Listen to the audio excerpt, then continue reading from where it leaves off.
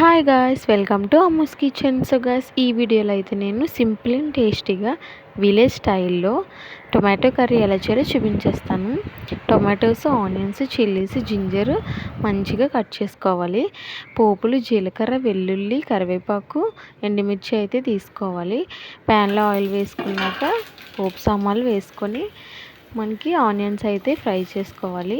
పోపు అయితే ఎక్కువ ఫ్రై అయితేనే బాగుంటుంది.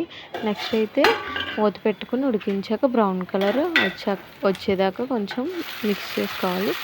నెక్స్ట్ టొమాటోస్, చిల్లీస్ వేయాలి. చిల్లీస్ అయితే టొమాటోస్తో వేస్తేనే టేస్ట్ ఉంటుంది పచ్చి పచ్చిగా.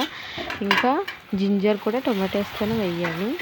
ఈ రెసిపీకి అయితే అసలు ఇంగ్రీడియంట్స్ అక్కర్లేదు, చాలా బాగుంటుంది. సో మన ఇంటి స్టైల్ టేస్ట్ అయితే వస్తుంది. చూడండి ఎంత బాగా కుక్ అయిందో. నెక్స్ట్ చిన్న కారం ఇంకా ఉప్పు అయితే వేసుకోవాలి. వేసుకున్నాక బాగా కలుపుకొని మళ్ళీ మూత పెట్టుకొని 5 minutes కుక్ అవ్వనివ్వాలి. సో చూడండి ఎంత కలర్ఫుల్గా ఉంది కర్రీ అయితే. సో ఇది చాలా సింపుల్, మీరు కూడా ట్రై చేయండి. నెక్స్ట్ చింతపండు యాడ్ చేసుకోవాలి. టొమాటోస్ కర్రీలోకి చాలామంది చింతపండు యాడ్ చేయరు, కానీ అలా చేస్తే చాలా బాగుంటుంది. అంతే, ఇంకా కుక్ చేసుకొని